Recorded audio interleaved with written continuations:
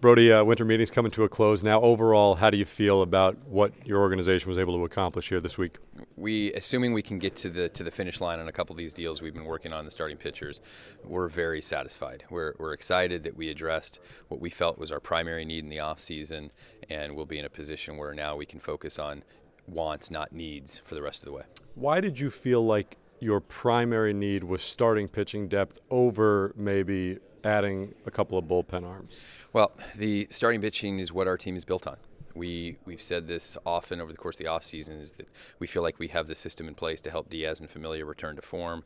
We feel like we have, with Lugo's development as one of the best relievers in baseball, if we were in a position where we could add more certainty in the starting rotation, it would allow us to keep Lugo in a position where he's thrived.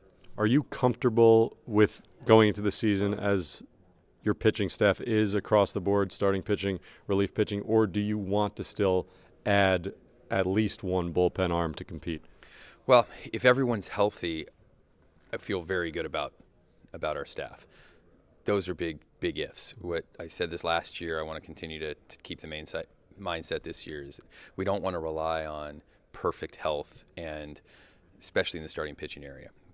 You can't survive a season if you don't have good pitching, and now we feel like we have that if we can get to the finish line. When you talk to these free agent starting pitchers, again, I know you can't comment specifically, the agreements aren't done, but is there a discussion about, I mean, they know these aren't, rookies. They know that there are 4 healthy starting pitchers as of now that you have penciled into the starting rotation. Is there a conversation about, hey, you're going to have to go into spring training and compete here, and if everybody's healthy, somebody's going to not be in that starting 5? It hasn't even been a conversation. I think the communication to all 6 of these guys is that we believe in you, and if you're at your best, you have a chance to be elite starting pitching. How that shakes out, is something that still has to be resolved, but I hope that we're in a position to be able to do that. When we talk about adding bullpen arms, do you look at, when you added depth to the rotation, if everybody's healthy, that you have a comfort level with somebody being that added depth in the bullpen, moving into that bullpen role? I do, and I think the first step of that would potentially be Lugo and Gesellman going back into secure bullpen spots.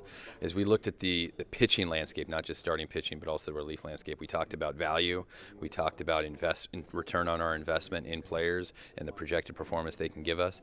We feel like we've added, or we will be adding, a lot of innings, certain innings, with the potential to have that be elite performance. You've talked about wanting to add, and it's what you guys have done, adding high upside starting pitching depth, and certainly, again, I'll say the names, Michael Wacha, Rick Porcello. If those deals get done, that's what you've done. These guys have a track record of success.